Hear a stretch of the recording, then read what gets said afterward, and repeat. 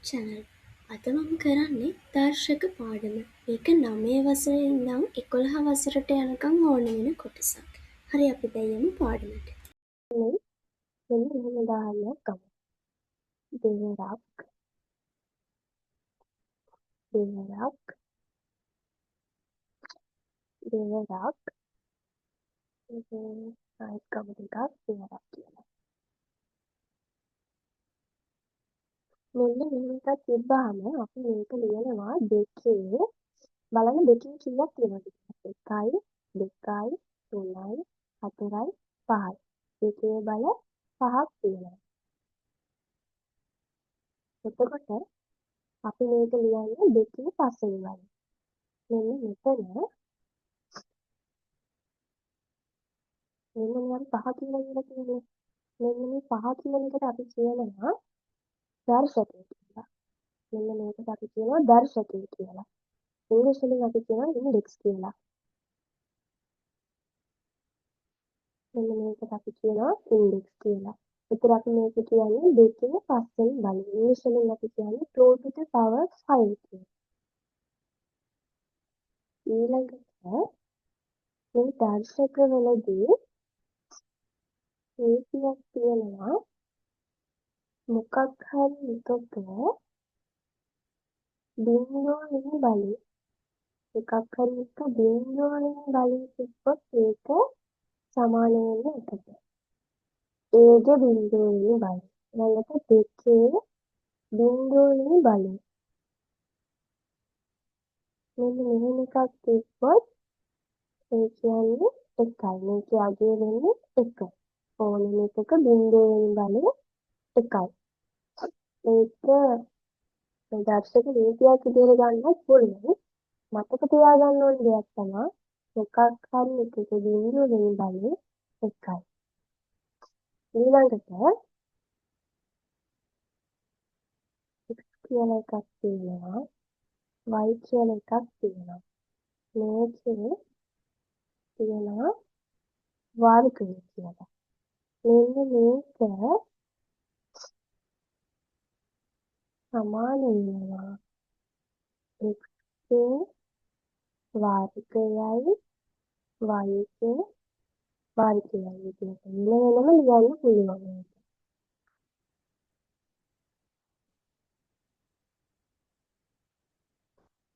ඊළඟට අපි ගමු මෙන්න මේකේ තියෙන දෙකේ බලය. මේක අපිට ලියන්න පුළුවන් මෙන්න මෙහෙම. එකකට ඒකේ වර්ගය විදිහට. මොකක් හරි එකක ඍණ බලයක් තිබ්බොත් ඒක එක යට විදිහට ලියන්න පුළුවන්. දැන් ඒකේ ඍණ දෙකේ බලය අපි ලියුව එක යට ඒගේ වර්ගය. එතන මෙතන හිතන්නේ බීජේ ඍණ පස්වෙනි බලය තිබ්බා කියලා. එතකොට අපිට මේක ලියන්න පුළුවන් එක යට ඒගේ 5 කියලා. මේ ඍණ කියන්නේ එක යට කියන අදහස කියලා ඔළුවට දාගන්න. මේ ඍණ කියන්නේ මෙතන මේ ඍණ කියන එක තමා එක යට කියන අදහස එන්නේ. ඍණ කියන්නේ නිකන් එක යට වගේ අදහසක් ඔළුවේ තියාගන්න.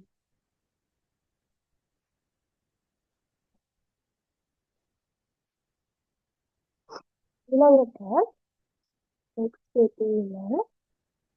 y කියලා එකක් තියෙනවා. මේකේ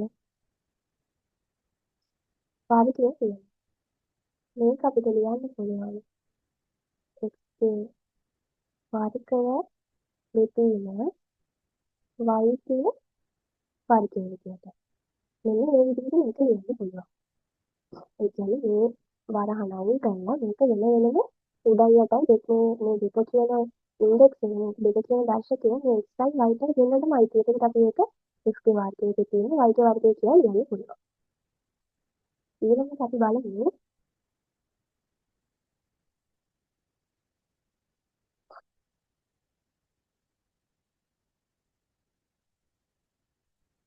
ඊළඟට සමාන පාද සහිත බල ගුණ කිරීම බලන්න. ඒ කියන්නේ පාදය සමානයි.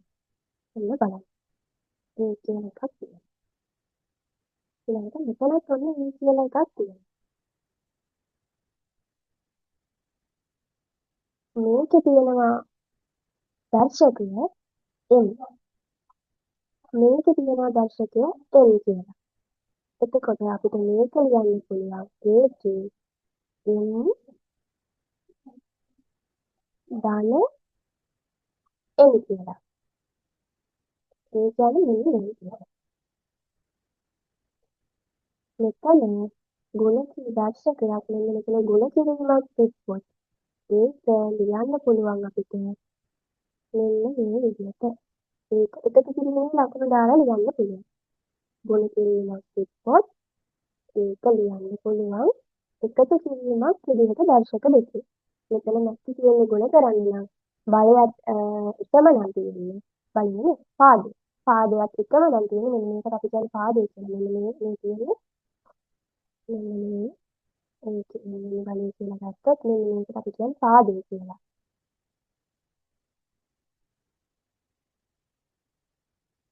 දැන් අපි ඒකට කියනවා බේස් කියලා. බේස් කියලා කියනවා නැත්නම් පාදය කියලා කියනවා. තමයි බේස් කියලා කියන්නේ. මෙන්න මේක බේස්. ඊළඟට මෙන්න මේක ඉන්ඩෙක්ස්. මෙන්න මේක ඉන්ඩෙක්ස්. එහෙම නැත්නම් දර්ශක. අපි සිංහලෙන් කියන එකට දර්ශකය කියලා.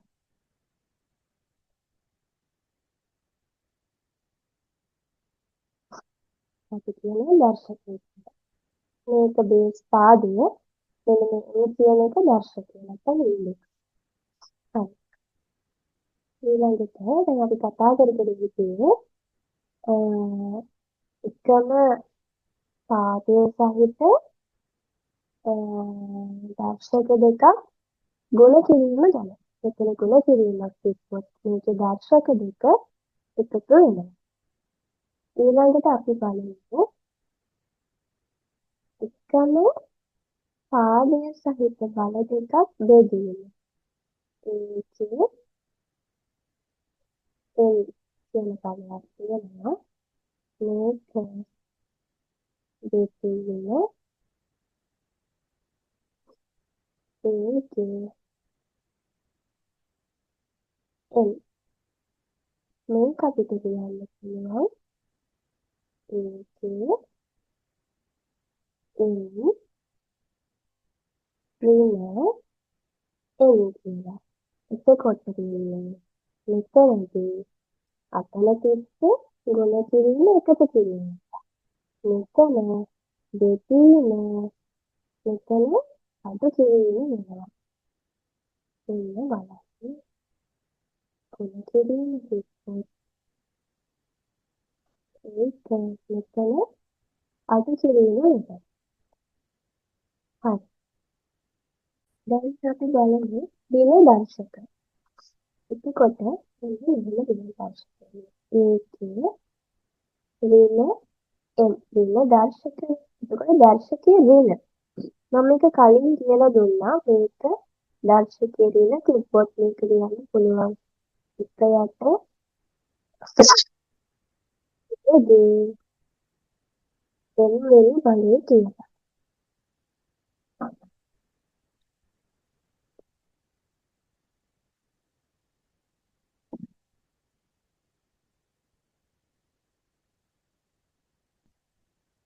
ඒකේ වෙන බලය කියන එකක් එක්ක අපිට ඒක ලියන්න පුළුවන්. එකයට ඒකේ ඍණ එන කියලා. එතකොට තව එකක් තියෙනවා. මම එකක් ඉස්සෙල්ලම කියලා දෙන්නම්.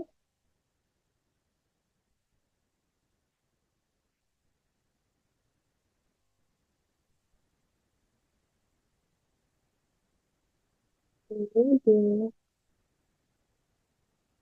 ඍණ එන බෙදීම ඒකේ ඍණ එන කියලා තිබ්බොත් ඒක ලියන්න පුළුවන්. මේක මම කියලා දෙන්න කලින් මෙන්න මේක පැහැදිලි. ඒකේ රින එම් මම කලින් කිව්වා එහෙම තිබ්බොත් රින බලයක් තිබ්බොත් එකයට ඒකේ එම් කියලා ලියන්න පුළුවන්. එතකොට මෙතන බලන්න ඒකේ එම් වෙනි බලය තියෙන්නේ. මේක ලියන්න පුළුවන් මේ එකයට ලියනවා නම් ඍණ බලයක් විදිහට ලියන්න පුළුවන්. කොයි හරි තැනක ඒගේ ඍණ එම් වෙනි බලය කියලා තිබ්බොත් ඒ කියන්නේ ඒගේ එම්ම තමයි. දැන් බලන්න මෙන්න මේක. මේක කොහොමද ලියනවා ඇතිද? ඔන්න බලන්න. මේක ලියන්න පුළුවන්. ඒගේ ඍණ එම් වෙනි බලය කියන එක අපිට ලියන්න පුළුවන්. ඒ කියන්නේ ආදේකින්ද මම ඒකෙන් ලියාගත්තා. මෙන්න මේ ඍණ එම් වෙනි බලය ලියන්න පුළුවන් අපිට මෙන්න මෙතන බලන්න. මෙන්න මෙතන බලන්න. ඍණ එම් කියලා තිබ්බොත් ඒක එකයට දාලා ලියන්න පුළුවන්.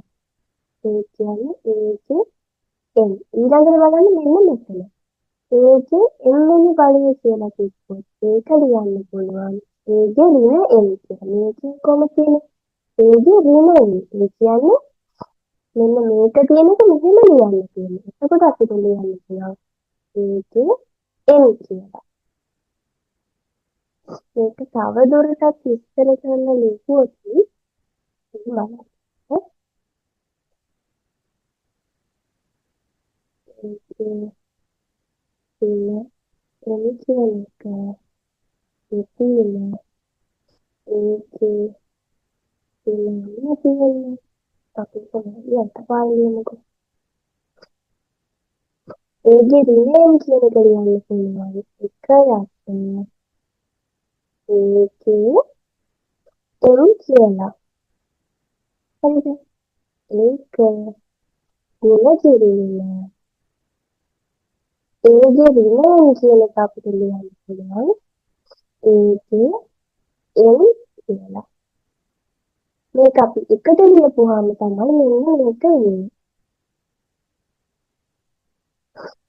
ඒ කියන්නේ ඒකේ එම් දෙකීම ඒකේ එම් කියලා එන්නේ. මේකම නෙමෙයි තියෙන්නේ. මේ දෙකම එකයිනේ. එතකොට මේක මේ එකෙන් ගුණ කරන්නේ මේ කියකට මොකද නෑ. එක තියෙන්නේ මේකටත් එක තියෙන්නේ. මේ දෙක ගුණ කරනවා. මේ දෙක ගුණ කරනවා. එහෙම තමයි තියෙන්නේ.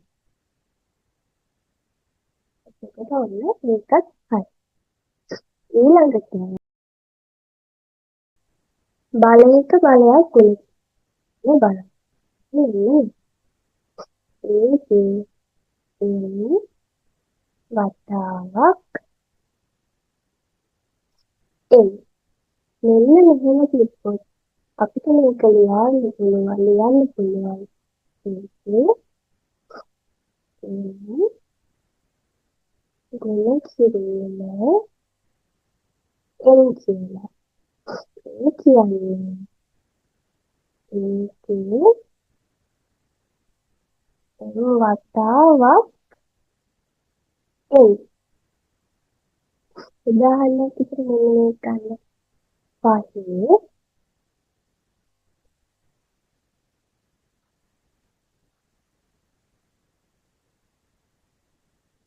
එතකොට මේක අපිට කෙලින්ම ලියන්න පුළුවන්. පහේ දෙක වතාවක් 3 කියලා. ඒකනේ. එතකොට මේක පහේ 3 වරක් දෙක කියද? 6. පහේ 6 වෙනි බලය කියලා ලියන්න පුළුවන්.